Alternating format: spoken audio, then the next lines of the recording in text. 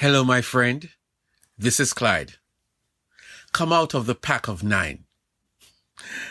Luke 17 from verse 15 to 17 says, When one of them saw that he was healed, he turned back and praised God in a loud voice. He quickly bowed at Jesus' feet and thanked him. The man was a Samaritan. Jesus asked, Weren't 10 men made clean? Where are the other 9? Only this foreigner came back to praise God? This is the fourth in our series on giving thanks, especially in this week of Thanksgiving. Gratitude is a pretty powerful expression. It communicates impact and connection. You did something for me that has impacted me physically, emotionally, financially, or morally, and I want you to know that I appreciate it. In expressing gratitude, one recognizes that it is not mandatory. Maybe it is expected, but it is certainly of your own volition. Sometimes you will be prodded or poked to say thanks, like some parents do with their children. But gratitude, when done sincerely and from the heart, is a meaningful expression that brings joy to both persons. Let us go to our text to guide us. The text is more than a narrative. It is instructive. On this particular day, Jesus was on a journey from his home base in Galilee to Jerusalem. This time, he did what most Jews do. They would not walk through the province of Samaria because Jews and Samaritans do not get along. He walked on the border. But in this story, Jews and Samaritans did get together. 10 men with a terrible skin disease were bound together in their sufferings, Jews and Gentiles. But Jesus was about to encounter this pack of 10. They called out to him for help. Clearly they knew of him and wasted no time, nor were they polite. They made a loud noise. If you have a need, you need to act in your best interest and forget about whether other people will agree. How else were they going to get Jesus' attention?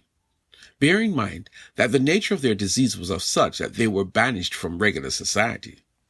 Anyway, Jesus saw their condition, knew their need, and he responded by sending them to the priests. I wonder if they went to the priests in Galilee and priests in Samaria. Just a thought. You might be wondering about the significance of Jesus sending them to the priests. It was a centuries-old practice that in the case of this disease, that if the patient is healed, then he was required to go to the priests so that he can be certified as healed. That certification from a person of authority in the community meant that the former leper could return to his community and resume functions as a normal member of the society. Jesus was not just honoring the tradition. He did something more. They left where he was as lepers to go get certified as healed. Jesus was testing their faith. You only go to the priest if you are healed. These guys, by walking off to go to see the priests, they were exercising faith that they would be healed by the time they get to the priests.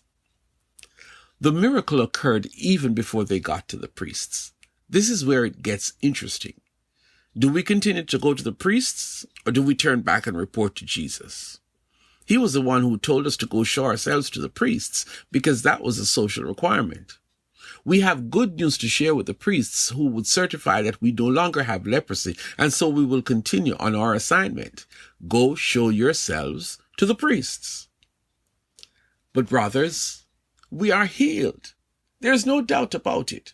When Jesus spoke to us, we were certified lepers and we were cast out of regular society. 1 minute we were lepers and the next minute we are clean. I'm going back to tell Jesus thanks. What was the response of the other 9? There is the problem.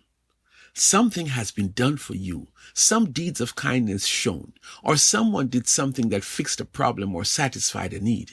In other words, if that person had not done what they did, you would still be in the place of great need and suffering.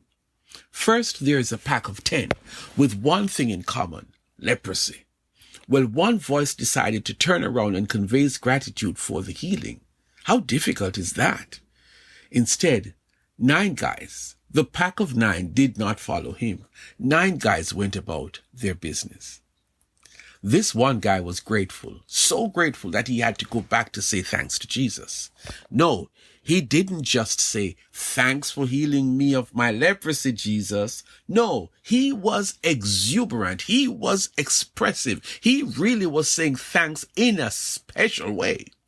He praised Jesus. He threw himself at Jesus' feet. He could not contain his joy. This guy was really, really thankful. Oh, and by the way, he was a Samaritan.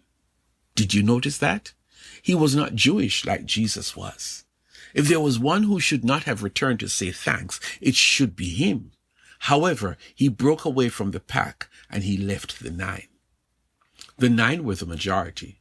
The 9 were the others who, although they were convinced they were healed, did not return to say thanks. The 9 did not make expressing gratitude a priority. They chose to do otherwise. Where are the other 9? Jesus asked.